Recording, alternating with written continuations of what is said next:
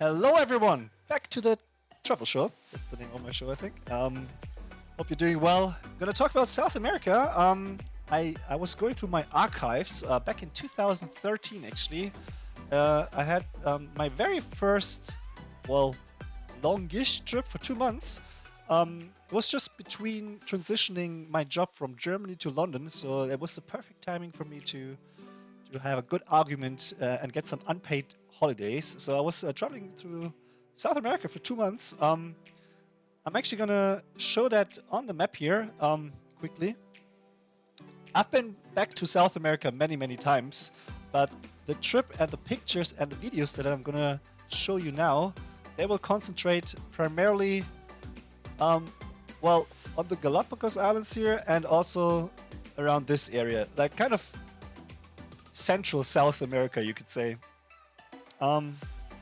So this is gonna be the topic for now, and I have a few pictures and videos, and yeah, hopefully I can kind of show you guys how it was and also give you recommendations on where to go, especially if you only have limited time. So I came up with a top 6 list actually, and that top 6 list, it's a bunch of pictures and videos. I really hope that the presentation will work because I had some technical difficulties. Vamos! Ya, hablo español también un poco. Estoy buscando un lugar para tomar una cerveza, por favor. That's about as good as my Spanish gets. My guest from the first topic was Jules. Jules from New York City. Entonces, are you Spanish or Latin American? Latin American. Malax, where are you from? Show yourself. So, all right. Yeah, I'm gonna switch you into the full screen. Welcome to Cruise on Tour. That was not the full screen. All right, there and there. It's me again. So, give me 1 second. There we go. You should be able to see my nice cover picture now. Oops. I actually designed a new theme with the yellow. Yeah, me and my hotkeys. I know, I'm sorry. And it's basically a slideshow, right? With a few videos in between. So I'm gonna start with the number 6 spot. That's Huyana, Potosi. It's actually the highest mountain I've been so far, 6,088 meters in total. And, oopsie. So I'm not sure if you've ever been on a high mountain, but obviously when you go on mountains like that, you need ice axes, crampons, and probably a guide as well. So this is the view on one of the sides. You can't see the summit from here. That's basically, I think, was it the west side? I'm not sure, but I went there with a friend, Moritz. You will see him in a few pictures. He joined me for some other trips in Africa before. And that was the first time in my life that I used crampons and ice axes. You can see it here strapped at the back. That's Moritz. That's me with my little ice axe, and you can't see the crampons yet. And you don't really need it in this part yet, but once you hit the summit, you're gonna need ice axes because you pretty much walk on ice. That's a cool looking trail. It was a really cool trail actually, especially the end. Yeah, it was a guide, and yeah, we had a guide with the two of us. Yeah, exactly. That's a cool one. You can kind of see the path. There's lots of small groups of people walking up there. And I think this is, in general, you spend like 3 days in total for the hike. And yeah, this is the first day still. And this is the base camp. So for every big mountain hike, you basically have a base camp where you yeah, have your last night, basically your last supper before you hit the summit, usually during the middle of the night. So all the big mountains, you always have to wake up really early, like at 2 or 3 in the morning. It's pitch black dark, and then you start walking. And it was the same here. I don't have pictures from that, obviously, because it was so dark, and I like you can't really take a tripod with you on like a steep mountain like that and take some nice pictures. You're kind of worried or focus on your safety first and making sure you don't slip down. So I don't really have many pictures from the actual summit push, but this is a nice picture from the base camp. The mountain in the background. What's the name of that one again? It's been a while. I think it's Shimbarotsu or something like that. That's even higher than the one that I'm going up. I got a little video here. You will see Moritz as well. I hope you can see that. So that's the view from the base camp. It was a really nice evening actually, kind of sunny a bit, obviously quite late already, so you have the sun setting already. Oops. Oh well, that works actually quite nice. I was not sure how the transition from a video to a picture will look. So every now and then I have some videos thrown in. Yeah, that's the sunrise actually. You see the cloud, the ocean of clouds basically. It's always nice to be above the clouds. Yeah, and that hike, I think I put on the list because should you be interested in mountains, it's one of the easier mountains over 6,000 meters that you can climb up there. Just the very last part, you have to be like, mindful. I will write a little text about the whole trip as well afterwards on my blog. There's basically kind of a tiny ridge in the end with two steep drops on both sides, so you should not be afraid of heights. So let's say another sunrise picture. I think that's the last one. That's Moritz again with his Russian hat. And down here, let me see if I can zoom in. That's kind of the most problematic part of the climb, and it's not that bad, but that's what I'm saying. It's a pretty straightforward, easy hike. But this one, you just have to kind of go a bit more vertical. But to be honest, for me personally, it was not a big deal. But if you, I'm also a climber, so if I feel like I'm holding something that supports my weight, I can pretty comfortably go down. But if you're not familiar with it, then this section could be a bit sketchy, maybe. Yeah, this is a little bit of a drop. And after that, you kind of walk in the back over the glacier ice, and then in the back, you see this ridge. So this is where you walk down, and then in the very far distance, you can already see the first like electricity thing. So you're kind of back to civilization then. So it's not that bad. Number 5 on my list, Colca Canyon. This is actually, maybe I should have ranked this a bit higher because Colca Canyon was really amazing. But at the same time, I've seen a lot of amazing things on that trip, so I kind of had to rank it somehow. Anyone from you guys, have you heard of Colca Canyon or? Malux, you were there. Nice. Yeah, so it's kind of like more of an arid landscape. This is Moritz again, looking down to the so-called oasis. So it's one of the deepest canyons in the world, over 3,000 meters down. And most people, they just, you get to the starting point, you get off the bus, and then you can go down into the oasis. This is what you see in the background. And then spend the night there. They have like a nice hotel with swimming pool and stuff, and walk back up again. What we've done is the entire loop with a few side tracks as well. So you can walk around basically for 4 days roughly, and see like a lot more of the canyon. Because if you just go to the oasis, you only see a tiny part. Nice valley, Grand Canyon Reloaded. Yeah, indeed. It's a highlighted message. You redeemed your highlighted message by accident, apparently. I got a video as well. How's the volume on that? Wait, I think I will talk a bit here as well. Hey guys, here we are again in the beautiful Colca Canyon after a very hard drinking night, yet again. We took the night bus, leaving at 3 a.m. and then got here at 11. Sí, un Stopped perro. at the condor viewpoint with a very nice big condors. They flew quite close. Yeah, so anyway, this dog was just a stray dog actually. I think his whole life he spent waiting for new tourists to arrive at the bus station, and he's just following them. And he followed us for a long time because there were not so many other people around actually.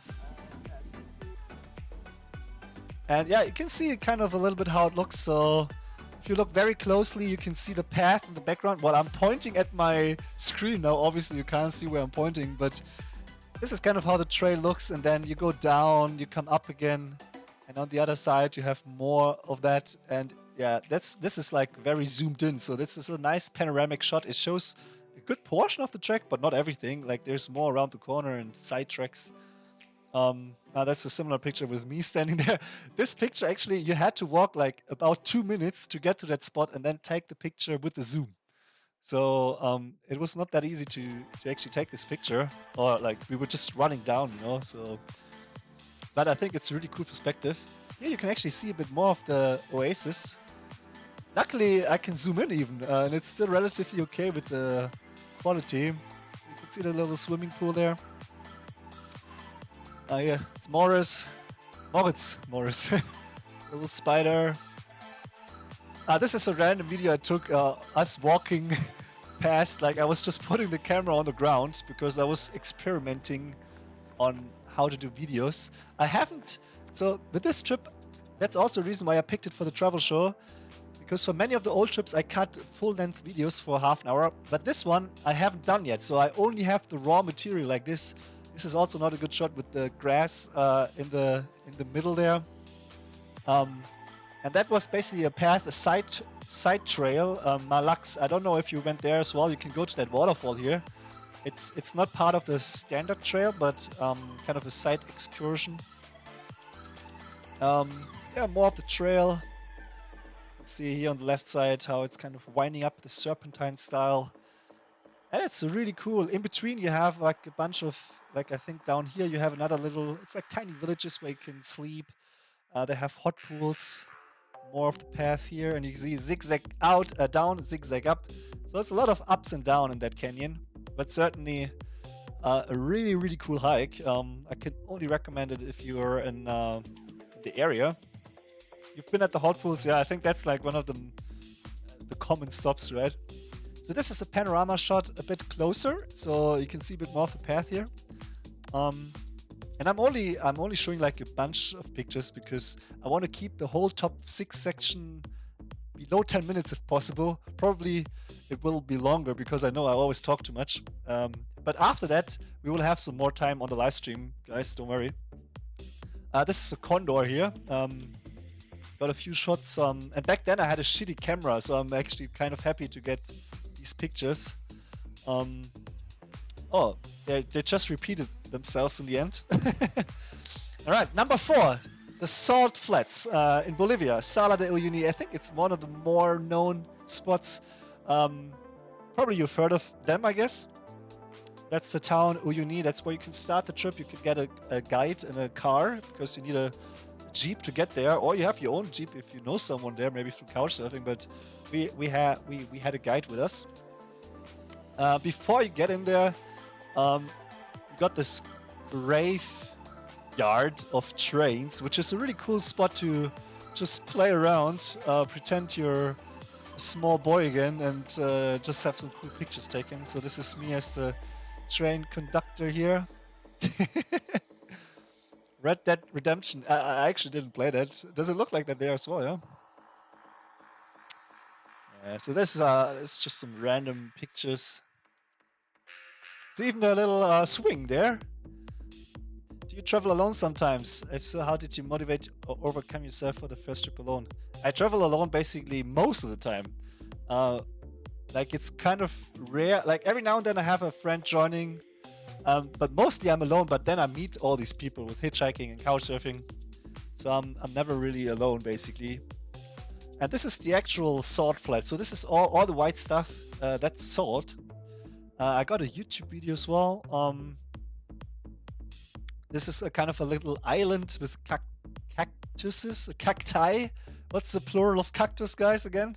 I'm sure you know better than me.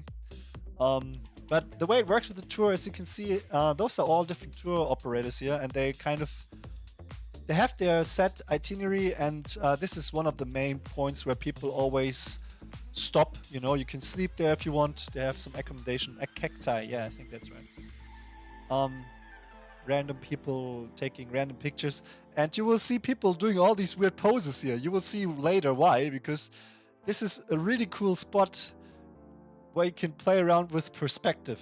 So if you haven't heard about Salor de Uyuni before, you can do stuff like that. It's not the greatest picture, but you can basically, the guy is standing like 10 meters behind him, and you can just like, there's so many cool videos as well on YouTube if you search for that, where people walk out of a Pringles box or so. It's really, you just need some imagination.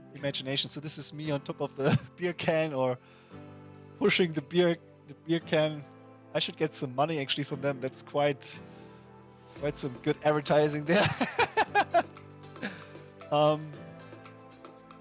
Yeah, this is how it looks. It's kind of a road on the salt flats. You can already see like the kind of ripple effect of these salt plains. There should be a video. Oh yeah, this is a GoPro video. It's super bad quality. It's like the very first GoPro or so. But I'll leave the sound off. But just to give you a sense of how wide, and you can basically look like for ages, and it's just flat. And if it rains, you will have a perfect mirror of the sky. So if you have, sadly we didn't have rain. It was really dry for us. But if you have some rain and some clouds, you will see the exact same clouds in the reflection on the rain, on the puddles basically on the ground. That's really, really cool. And those are some pictures from some of the side tracks around the area. You have a bunch of volcanoes everywhere basically.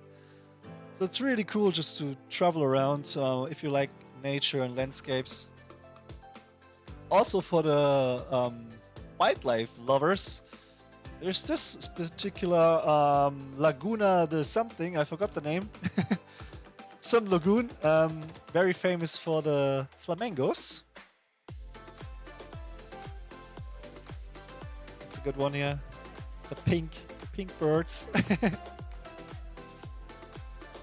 I think I had a zoom camera back then actually. Can't even remember which one it was. I like this one here. You see the reflection. So if you go to the salt flat on a rainy day, you will have these kind of reflections like for the whole sky. It's just super great.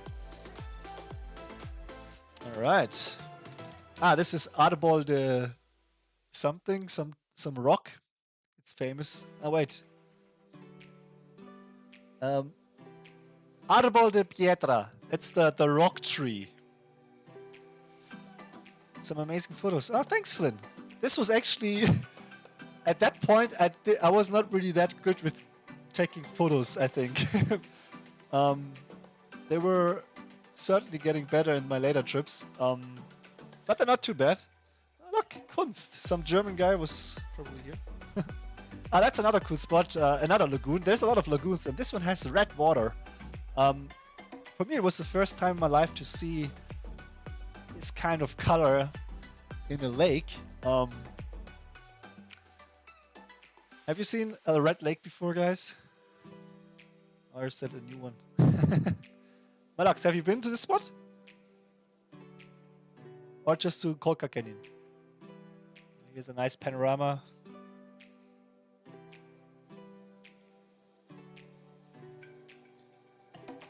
Took quite a lot of pictures from the red. Oh, this was really cool. So this is all like seismic activity everywhere, right? So you have all of these bubbles coming up, and in this spot you actually have a hot pool, and you have to imagine it's on 3,500 meters. And we went there in the morning, so this is sunrise. So the outside temperature was maybe, I don't know, maybe minus 15 degrees maybe. So it was freezing cold. It's a little video as well. But man, This was amazing. It was so freezing cold, and then you have the sunrise, the hot water. That was really nice. And when I changed, so you can change in that little, like you just do it like that person here.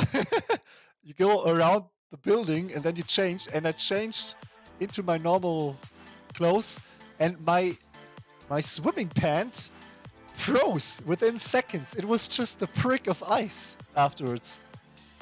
Yeah, it's geysers, yeah. And some more lagoons.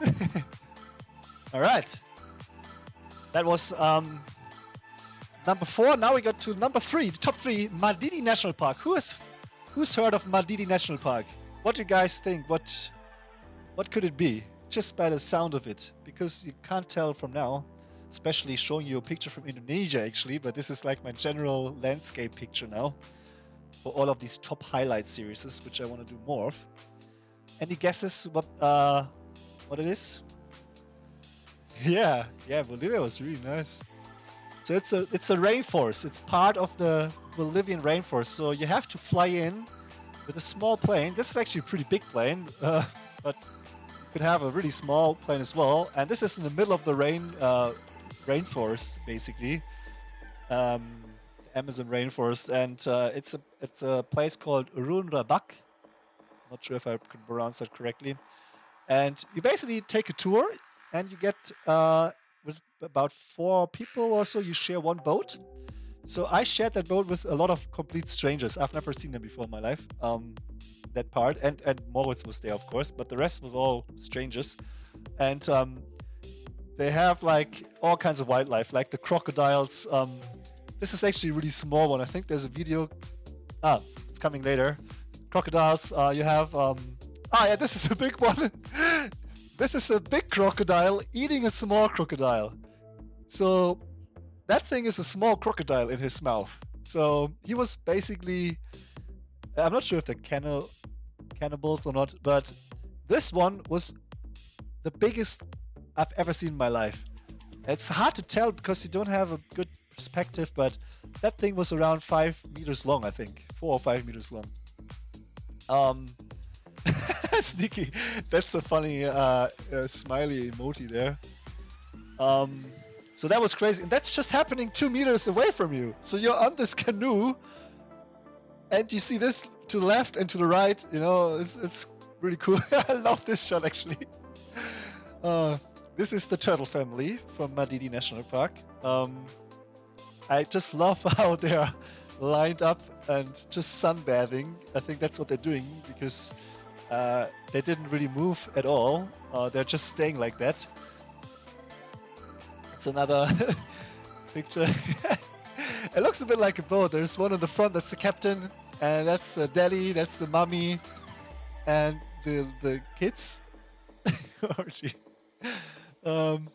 Yeah, and they're doing this right next to the crocodiles, by the way.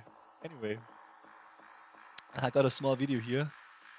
Is that the no, this is just to give you a sense of how it looks. It's not a big boat, and there's not a lot of space to the left and right. So certainly a cool experience. That's another video. This guy, there was like a piranha jumping into the boat.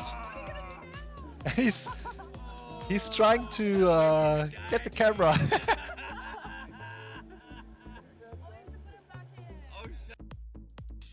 This is how it looks when you get off the boat. You sleep on the ground. They have like kind of huts and stuff, you know. No photos. What do you mean? Could you see the photos, and can you see the photo right now and the video? I hope that works. You can see that. Yeah, and then you can just chill out, see the sunset. The fish was saying no photos. Now I get it. Yeah. What else can you do in Modidi National Park? You can hunt anacondas. So you know anaconda, they're not venomous. They are the big snake that like to eat rabbits and stuff, you know, or smaller things. So we got some really nice rubber boots, not gummy boots, Gummistiefel, rubber boots. And we walked through the bush basically to find these. This is a small baby, so this is as small as they get. Sadly, I didn't catch the head completely. Kind of, but you can tell it's like. But this is the same baby, right? It's just like a different perspective, I guess. I have like a bit of mosquito problems as well. As you can see, I have two little horns. Yeah, holding the little guy. It's a little video as well here. Man, my horns, they were crazy. But this is a small, this is like really a baby. You saw a 6-meter anaconda in Ecuador. Yeah. So this is only like 2 meters, 2.5 maybe. So this is tiny. This is an alligator that they know this one actually. He's blind on one eye. So he actually, one of the eyes are missing. Not sure, like, I can still see an eye here. Maybe it's on the other side, or maybe that's the half missing one. I don't really know. Then we were fishing piranhas, and you basically eat them afterwards. Second spot, Machu Picchu. I had to include that, of course. It's the number one most famous spot for sure, but not my number one spot. I have one more that I enjoyed even more. But yeah, Machu Picchu, obviously, it does not really need much of an introduction. Inca, exactly. It's the capital, the former capital of the Inca Empire. This is the nearby village, Cusco. I have a lot of nice memories, especially to this square, because that's where all the nightlife is. And this village or city, it's very, very high altitude, like 3.5 meters. Yeah, okay, it's a city. Yeah, it's not a village actually. Especially it's crawling up the mountain there. But it's on over 3,500 meters, and we went out for like party, you know, back in the days, 2013. That's 7 years ago. I was still partying, and we went out to party here, dance with the Latina girls. I can only recommend that. And you get out, you're completely sweaty and you're completely drunk, and you get out to grab some fresh air, and you don't realize how cold it is. So I completely lost my voice in this trip, and you will see that in the videos of the next couple of things I'm going to show you, that I kind of lost my voice a bit. It looks a bit like Italy. Yeah, this is a beautiful, like, look at the surrounding. And the buildings, they look really nice. So Cusco itself is amazing already. Did you do a trek? Yes. We've done the Salcante trek. So I'm going to explain how that works. Those are just some kind of ruins really close to the city. So from Cusco, you can just walk there if you want. Kind of like a warm-up. But this is the actual starter trek. So you have two options. You can go Inca. You can do the Inca trail. That's going through the jungle, the famous option. But I decided to go the Salcante trail, which is going through the mountains because I love the mountains. And Salcante is longer, but I think it's much nicer because you have different landscapes. You see a lot of cool mountains, like here you pass little lakes and rivers, and you know, the Inca trail, I'm sure it's awesome too, but you're always in the middle of the thick forest. So you wouldn't see something like that, and look at that. Having these views on your hike, it's pretty amazing. I don't know why I have this. I have some random close-ups of flowers and stuff here. That's a lychee, right? Or how do you pronounce it? That's a fruit you can eat. You open it up. Is it lychee? I'm not sure.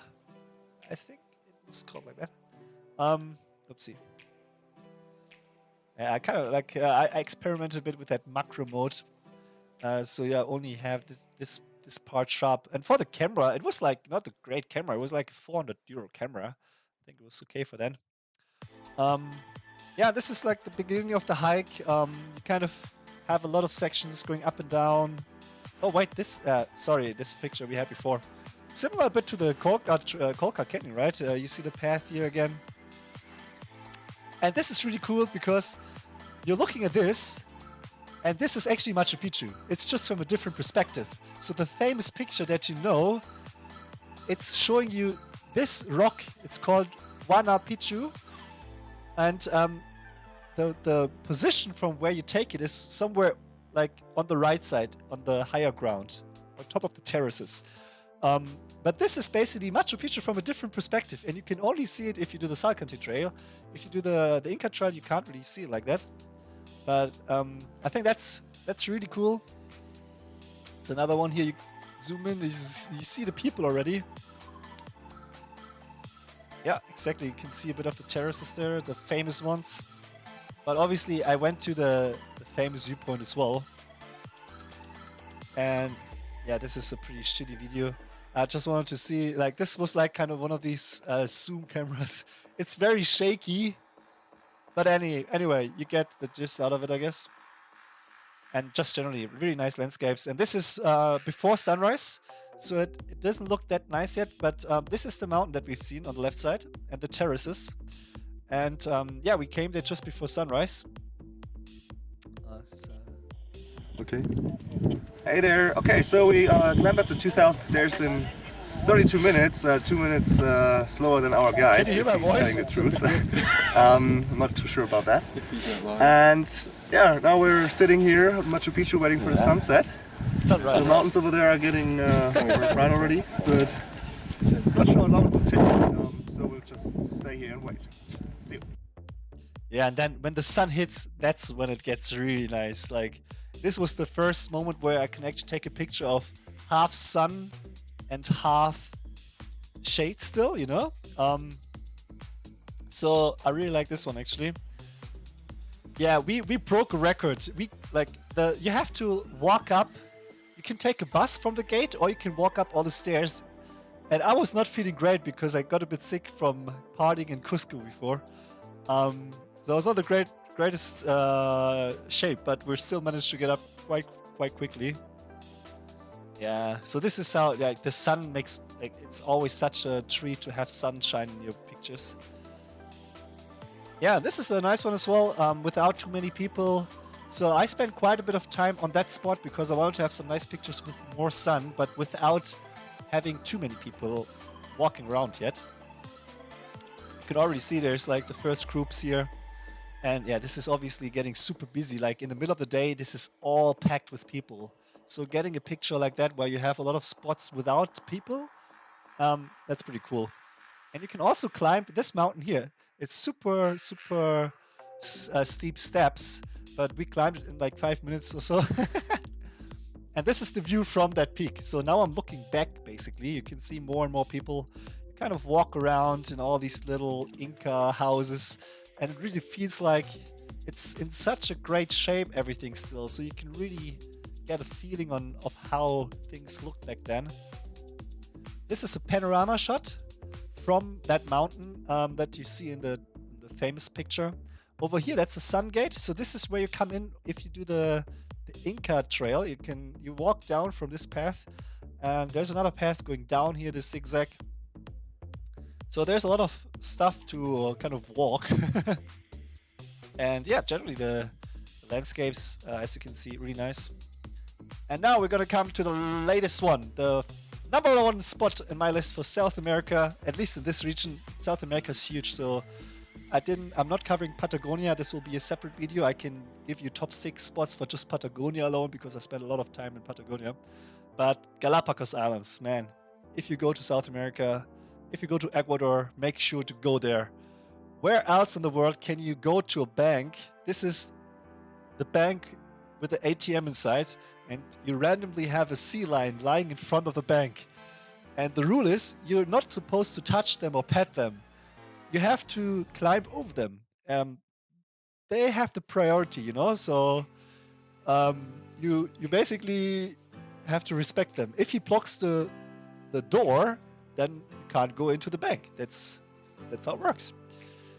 It killed your bank account, yeah. So let me talk about that as well. Here are some of the super old Galapagos turtles here. A tortoise, or whatever it's called. Oh, I can't pronounce that name. But yeah, you're right. It's a very expensive destination. But if you go on a last second deal, it can be really cheap. That's what we've done. We had no reservation for hotel and for cruise, nothing. We just flew in. And then we got a really cheap hotel. So, you know, back then, well, we were like so couch surfing is not easy on that island, on Galapagos Islands. Not so many couch surfers. And the cruise is what usually costs a lot of money because you spend like 3 to 5 days on the boat. You eat there, it's all inclusive. And we got a 50% discount. So we had a really nice boat on a long tour going to, I think, 5 different islands. Because normally you have to decide if you go to the western part. But you know what? Actually, at this point, let me just switch out for 1 second. And let's have a look. So first of all, Galapagos Islands are here. So you fly in from Quito most of the time. And you have a bunch of different islands. And you can either do the east side or the west side, or if you have 1.5 weeks, you can do everything. We've decided to do Isla Santa Cruz, San Cristobal, what's the name of this one? Española and Floriana. So that's the one that we've done. I want to see pictures of Patagonia. Yeah, I will have another show for that. I'm not sure when. We can talk about that later. So now you guys know where it is. Let's go back again to the pictures. Sea lions. I like this one. They're hugging each other. Oh no, this is the one. It looks so cute. Looks like a couple that met on Tinder or so, on the seal Tinder. The blue-footed booby is also very unique. So basically with the Galapagos Islands, everything is, like most of the things there are unique. You don't see these animals anywhere else in the world. Blue-footed booby, for instance, it's a really funny name. Their feet are blue, that's why they're called like that.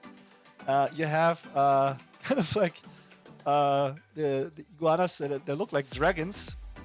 They're pretty small, actually. On this picture, they look maybe a bit bigger. It looks like a dinosaur, right? But the cool thing is, you can also swim with them. You can snorkel with them. Yeah, that's the marine iguana. And then they also have land iguanas. They are yellow. And the marine iguanas are black. I like the way he's kind of checking out something. He's like, hey, baby.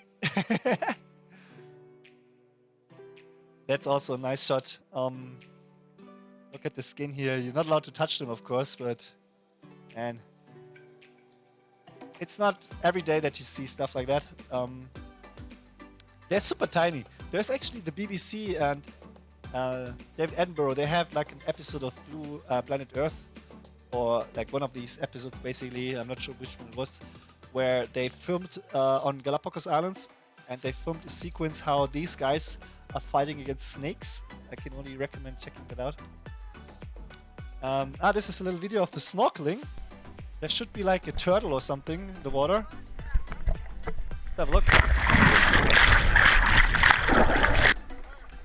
First thing you see, nice little manta. So that was really the first thing I was seeing when I went underwater. You swim with the sea lions, and they're really playful. They really want to check you out, and they come and they come full speed towards you sometimes, and then just before you they they turn to the side. So that was really cool. As you see, they're like really friendly little fellers. Would be even better if you swim there alone, but obviously it's not a private island where you can have everything for yourself. Well, now I have him for myself. I'm kind of swimming towards him a bit. It doesn't look like Thailand, the beaches, but you go there for the wildlife. You don't go there for the beautiful sceneries. And I think I have a video of one of the iguanas here as well. Yeah, it should come up. Ah, there he is. Look at him, underwater. I was so surprised to see him. I was like, what? What are you doing here? And then he's like, oh, I'm going away again.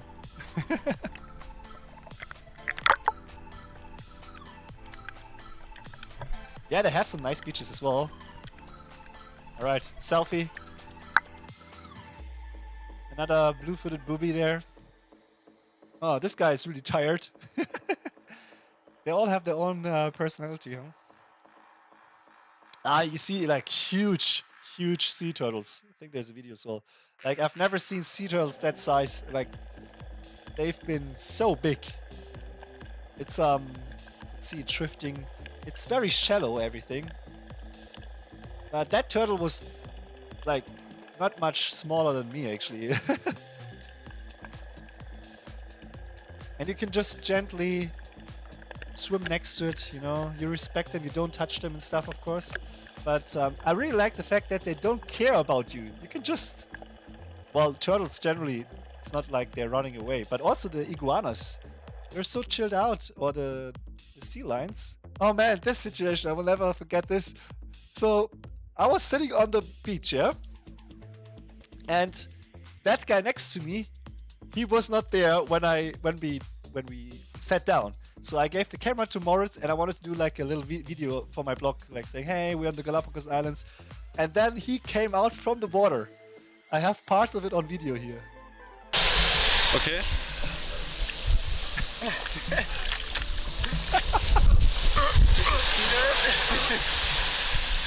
Ja, komm, wir drehen uns schnell ein bisschen. Okay. There's another one. Yeah. He was just staying there. Hey guys, we're on the Galapagos Islands now. As you can see in the background, there's a nice sea lion coming out of the water. Actually, there's sea lions all over the place, but I can't talk about the Galapagos Islands yet because I still didn't give you an update about Potosi. Yeah, and now he's just walking away. That was so funny, man. Like, it's just crazy, like how they interact with the human people there. And maybe now you get why I put this as the first spot on my list here. Sea lions randomly playing on the playground. More blue-footed boobies. The way they look is also kind of funny. Hey guys, how's it going? I like this one with the perspective. Can't really see the top, but that's supposed to be like that. Yeah, this is on the cruise. That's some of the land iguanas. So as you can see, they look much different than the sea iguanas. Looks a bit like dinosaurs. It's an old one here. He's a bit lazy. Is that dirt on top of his head? Looks like he was kind of playing in the dirt or something. I don't know what he was doing. These are very small and they eat cacti. It's more like eating an ice cream, I think. The guy in the background is just licking the stone, or I don't know. Man, I have so many videos as well, but I don't have the time to cut everything. It takes so much time to put everything together into a nice video.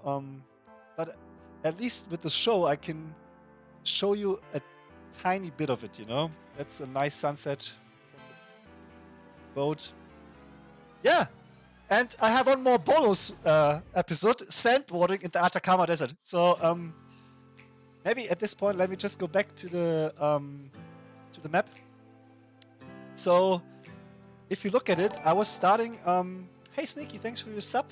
Very much appreciated. So I was starting from the top here and kind of making my way down here. I skipped this part. I will go back. This is also really nice mountains. We only had 2 months, so we had to fly a bit. Here's Cusco, so you have Machu Picchu here. And I was going down to Bolivia afterwards. And then from Uyuni, so the salt flats are here in the southern part of Bolivia. And from there, instead of going back to Uyuni and stay in Bolivia, you can cross the border into San Pedro de Atacama into Chile. So this is the northern part of Chile already. And this is basically where the bonus is coming from, because you can do sandboarding, and the sandboarding was a lot of fun. You can also see the stars at night, because it's one of the best places in the entire world to see the stars if you're not completely unlucky like us and you have a thick layer of clouds. Like they said, they have 3 days in the year where you can't see the stars perfectly. And we didn't see any stars at all, sadly. it was still really cool. The landscapes are nice. You have volcanoes. You have like kind of, but this is salt again here because you're not far from the Salor de Uyuni. So it looks kind of like on the moon a bit, I would imagine, or Mars. Yeah, more like Mars. But the really cool part is, this is a crater where you can see the sunset. So you just chill out at the crater here, and you wait for the sun to set. It's the Moon Valley. So this is actually supposed to look like the moon, I guess. But it reminds me more of Mars. There's a Jeep in the middle here. Yeah, and then you can go and do sandboarding. So usually you go on a tour and they just drive you somewhere. But you can also do it on your own. So you can rent the bike and the sandboard. And this is what we've done. And we picked this dune. It was quite a cool dune, actually. It takes a long time to walk up there. It's a pretty big one. So walking up takes a bit of energy for sure. But yeah, this is the view that you have while you're sandboarding. And I think it doesn't get much better than that. At that stage, I think my ears were still okay. Later on, after a few falls, my ears were completely like full with sand to the rim. Yeah, I actually have a video here as well. It was painful, this one. And it's going so fast, man. You can't stop. It's not like snowboarding. You just go down in one straight line until you hit. Yeah, my sunglasses are falling away. And they were cheering because I got so far. It's like often you kind of fall before you get to that spot. Yeah, this is how it looks when you do it on your own. You put the board after, like between the back and the backpack, and you drive away. I have a video here as well because my bike did not work really, I think. Alright guys, we're done with sandboarding. And my voice. As I you saw lost in the my video, voice. I had a very nice last ride with a nice crash in the end. But I'm okay, no worries. Yeah, now we're just gonna drive back, and maybe if the clouds are getting less, I might consider going to these astronomical sky watching things in the evening, because it's the best place on earth to watch the sky here. But the last two nights were full moon, so it's not Can you hear up to moon now. Yeah, now we're off to San Pedro. See you. Okay.